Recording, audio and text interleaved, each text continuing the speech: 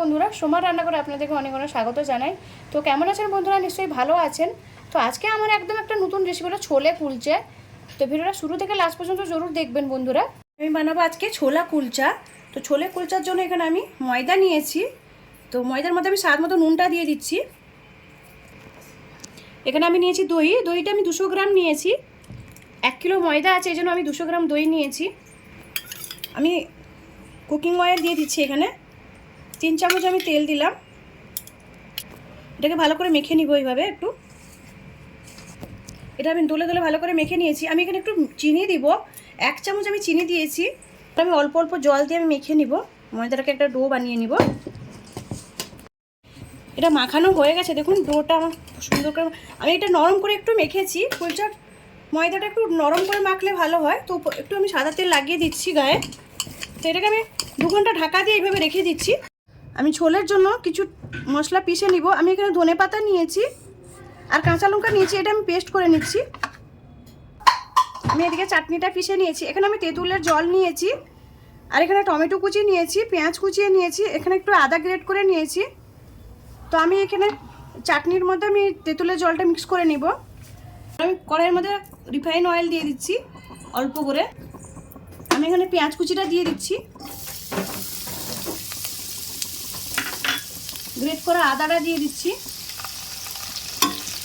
একটু হালকা করে নেড়ে নিব এইভাবে। আমি এখানে কাবলি ছোলাটা নিয়েছি, ছোলাটা আমি সেদ্ধ করে রেখেছি। এখানে আমি টমেটোর কুচিটা দিয়ে দিচ্ছি, হালকা করে এইভাবে ভেজে নেব একটু। এবার আমি অল্প করে নুন দিয়ে দিচ্ছি। ছোলা যখন সেদ্ধ করছিলাম একটু নুন দিয়ে আমি সেদ্ধ করছিলাম, তো অল্প করে আমি নুনটা দিয়ে দিয়েছি। দেখুন টমেটোটা আমার গলে গেছে, খুব বেশি গলানো হবে না, এইভাবেই থাকবে। এবার আমি মশলাগুলো অ্যাড করব। লাল লঙ্কার গুঁড়ো দিচ্ছি আমি,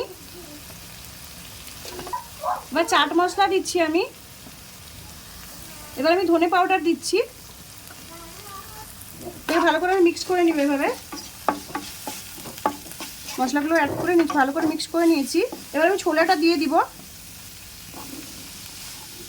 এখানে আমি কিছু ছোলা আর ওই জলের মধ্যে আমি কিছু ছোলা ম্যাশ করে নিয়েছি, তো এটাও আমি দিয়ে দিচ্ছি। এটা ভালো করে আমি মিক্স করে নেব এইভাবে। এখানে আমি ধনেপাতার চাটনিটা যে করে রেখেছিলাম ওটা আমি দিয়ে দিচ্ছি। ধনেপাতার চাটনি আর তেঁতুলের জলটা ভালো করে আমি মিক্স করে নিব এইভাবে।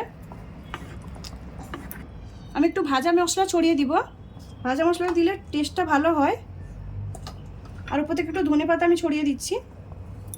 তো এটা হয়ে গেছে, এটাকে আমি নামিয়ে নিচ্ছি। আমি ময়দাটা 3 ঘন্টা আমি মেখে রেখে দিয়েছিলাম। 3 ঘন্টা হয়ে গেছে, দেখুন কি সুন্দর করে ফুলে গেছে। এখানে আমি বেকিং সোডাও দিইনি, বেকিং পাউডারও দিইনি, আমি শুধু দই দিয়েই মেখেছিলাম। দেখুন কত সুন্দর একদম ফুলে গেছে আটার ডোটা। দেখুন এইভাবে একটু ভালো করে তুলে নিব। এবার আমি ডোটা কেটে নিব। এটা খুবই নরম আছে, তো এইভাবে আমি ডোটা কেটে নিব। এবার আমি বেলে নিব কুলচাগুলো, আস্তে আস্তে করে বেলে নিব। আমি এখানে তেল দিয়ে বেলছি, আপনারা চাইলে ময়দা দিয়েও বেলতে পারেন। এভাবে আমি বেলে নিব। এবার আমি লম্বা করে বেলে নিয়েছি। এখানে আমি ধনে পাতা দিব, এক সাইডে আমি ধনে পাতার কুচি একটু দিয়ে দিব, আর এক সাইডে কালো জিরে দিব। কালো জিরেটা দেখতে অনেক সুন্দর লাগে কুলচাগুলোর। এবার ধনে পাতা আর কালো জিরেকে একটু ভালো করে দাবিয়ে নিব। আমি এদিকে পিছনে একটু জল লাগিয়ে নিব, অল্প করে জল লাগিয়ে নিব। ওদিকে আমি ননস্টিকের একটা তাওয়া বসিয়েছি, যেটা ধোসা হয়, তো এটার মধ্যে আমি দিয়ে দিব এইভাবে। তো আমি সেম পদ্ধতিতে আমি আর একটা বেলে নিব। এভাবে বেলে নিব। আমি বেলে নিয়েছি। আমি এবার ধনে পাতা দিয়ে দিব, এক সাইডে ভালো করে এভাবে দাবিয়ে দিব। ধনে পাতা দিয়ে আমি কালো জিরেটাও দিয়ে দিব। দেখুন কত সুন্দর দেখতে লাগছে।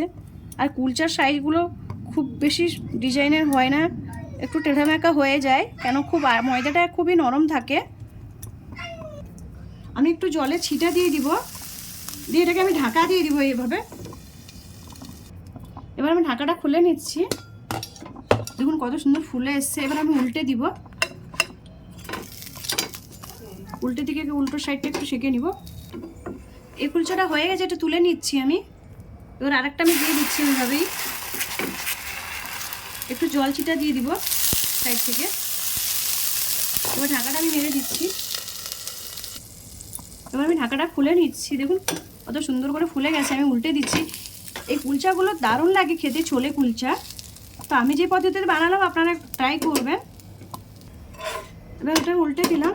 আমি এখানে বাটার লাগিয়ে নিব কুলচার উপরে। বাটারটা লাগিয়ে আমি একটু সেঁকে নিব।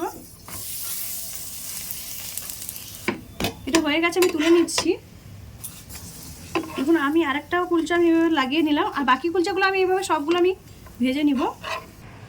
আমার গরমা গরম দেখুন ছোলে কুলচা রেডি হয়ে গেছে। তো এই রেসিপিটা যদি ভালো লাগে লাইক করুন, শেয়ার করুন, সাবস্ক্রাইব করুন, আর আমাকে কমেন্ট করে জানান আমার ছোলে কুলচার রেসিপিটা কেমন লাগলো। ধন্যবাদ বন্ধুরা, ভালো থাকেন, সুস্থ থাকেন।